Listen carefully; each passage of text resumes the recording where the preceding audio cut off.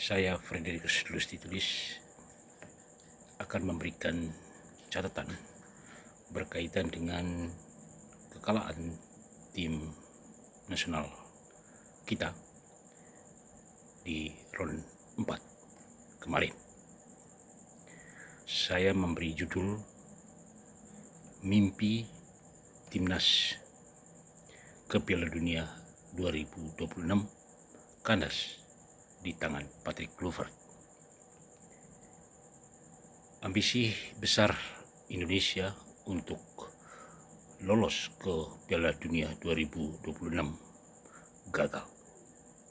Mimpi yang semula didukung oleh semangat nasionalisme dan euforia publik kandas di tengah jalan.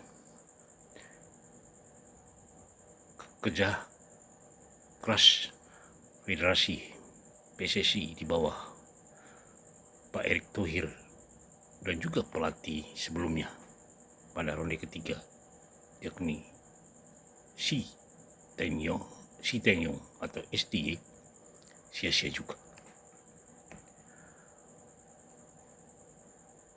Peluang Indonesia seharusnya besar kalau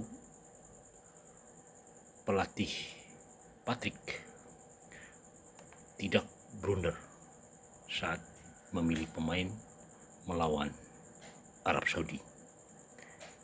Jika saja dia menurunkan para pemain yang saat itu melawan Irak, seharusnya Indonesia akan memetik kemenangan. Tapi kita tahu bersama, para pemain yang diturunkan pelatih saat melawan Arab Saudi benar-benar membuat semua publik kaget. Dan dia menurunkan para pemain yang sebenarnya bukan untuk pertandingan sesungguhnya. Tetapi kalau kita melihat para pemain yang diturunkan seolah-olah dia masih uji coba. Itulah potret saat kita melihat pertandingan melawan Arab Saudi. Nah, setelah kalah melawan Arab Saudi, banyak beredar isu, ya, pelatih Patrick masuk angin. Apakah kabar itu benar?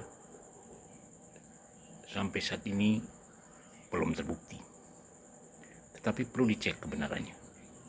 Rumor itu semakin kencang karena Arab Saudi merasa saat di GBK dipermalukan Indonesia dengan skor 2-0 dan saat itu dilatih oleh Shi Tae-yong atau ST. Lalu banyak pihak berpendapat kalau saat itu masih ST, tentu isu adanya bisik-bisik dalam hal ini atau bisa dikatakan mafia bola tidak bisa mempengaruhi seorang STY. Kenapa? Karena memang budaya Korea itu tidak sesuai dengan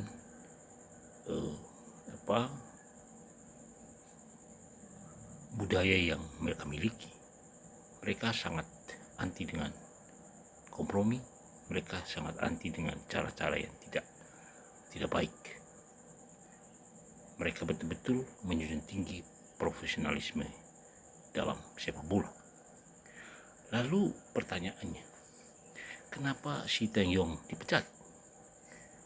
Nah, siapa yang tahu sampai hari ini pemecatan STY sampai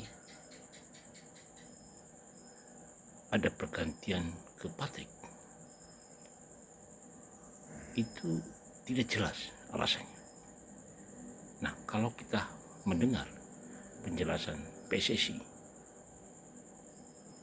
bahwa pemecatan STY itu disebabkan karena pertama adalah faktor bahasa, dan yang kedua adalah berkaitan dengan konflik dengan para pemain. Tapi alasan yang disampaikan PSSI itu dijawab oleh STY dengan prestasi pada waktu itu. Saat di lapangan dia mengalahkan Arab Saudi dengan 2-0 karena isu perpecahan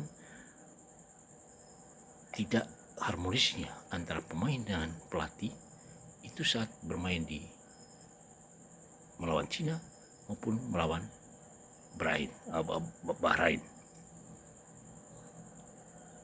Nah, apabila itu kita aminkan pernyataan PSSI itu, ya, kenapa para pemain saat mengalahkan Arab Saudi, mereka setelah menang dan mereka senyum dan mereka memeluk yang namanya STY itu? Nah, kalau semacam itu berarti argumentasi atau penjelasan PSSI itu gugur, karena memang terbukti di lapangan baik-baik saja,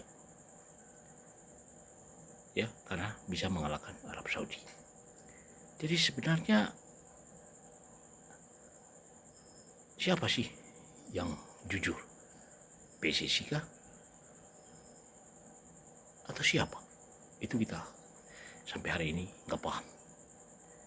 Nah, lalu kehadiran pelatih Patrick sebenarnya juga banyak pertanyaan, karena saat beliau dipilih menjadi pelatih, banyak juga orang bertanya, apa sih prestasi dari Patrick? Kalau prestasi sebagai pemain sepak bola pada zamannya, kita harus katakan bahwa memang Patrick luar biasa. Tapi prestasi menjadi seorang pelatih, ya, belum menunjukkan prestasi yang baik seharusnya. Tetapi PSSI membeli beliau. Ya, pada waktu itu orang tidak terima, tetapi mencoba untuk diterima, dan memang beliau mengantarkan sisa pertandingan, mengantarkan Indonesia ke round 4. Nah, jika pencinta sepak bola hari ini, ya, setelah kekalahan di round 4 meminta Federasi PSSI supaya Patrick diganti, tentu masuk akal, karena sebagai pelatih dia tidak sukses mengantarkan Indonesia ke Piala Dunia 2026 sesuai dengan mimpi pencinta sepak bola Indonesia. Nah, kenapa pencinta sepak bola Indonesia apabila permainannya baik dan para pemainnya bisa menjaga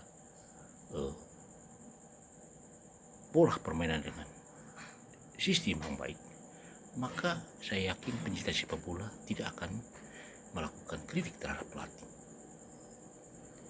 Tetapi pelatih sekali lagi menurunkan para pemain yang buruk saat melawan Arab Saudi, dan semua kita tahu. Nah, itu berarti Patrick tidak bisa menganalisa kekuatan tim lawan, yakni Arab Saudi.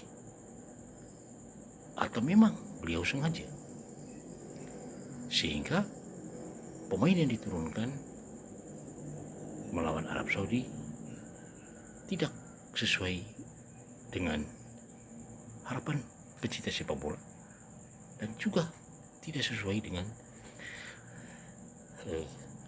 tidak sesuai dengan kekuatan tim lawan. Nah, itu berarti memang Patrick layak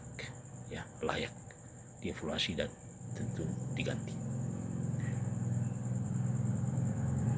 Sepak bola adalah cabang olahraga yang dicintai. Ya, setelah kita lihat menuntaskan puasa 32 tahun, pencapaian medali emas sepak bola di SEA Games 2023. Ya, gairah terhadap cabang sepak bola ini memang melonjak tajam. Ya, melonjak tajam. Target pun dinaikkan, bukan sekedar juara regional, melainkan ingin menjadi bagian dari sepak bola di Piala Dunia, yakni sepak bola terbesar sejagat. Sayangnya memang semangat regenerasi tampak dikaburkan oleh jalan pintas. Ya akan terlihat bahwa naturalisasi pemain asing, meskipun memang dengan dalih bahwa mereka memiliki garis keturunan Indonesia. Harapan masuk ke pentas dunia memang layak dimiliki Indonesia. Data World Football Report 2022 yang dirilis oleh AC Nielsen menunjukkan bahwa 69% populasi Indonesia adalah penggemar sepak bola. Di tingkat ini, angka ini hanya berada di bawah Vietnam 75% dan Emirat Arab 70%. Maka tidak heran keberhasilan tim U22 saat itu meraih emas di SEA Games 2023 menjadi perayaan nasional bagi kita sebagai pencinta sepak bola. Karena itu para pengurus PSSI menurut saya segera setelah pertandingan melawan di ronde 4 gagal, segera melakukan evaluasi, dan menurut saya keputusan yang paling pas dan sebagai obat bagi para pencinta sepak bola Indonesia, Patrick harus dipecat. Dan kita berharap Patrick juga seharusnya tidak perlu ditunggu dipecat, tapi dia mundur, merasa bersalah tidak mengantar Indonesia untuk ke Piala Dunia 2026. Para pencinta bola tentu 100% tidak mungkin menyalahkan para pemain, karena kita tahu penentuan para pemain adalah pelatih yang bertanggung jawab, dan kita berharap bahwa Patrick rela mundur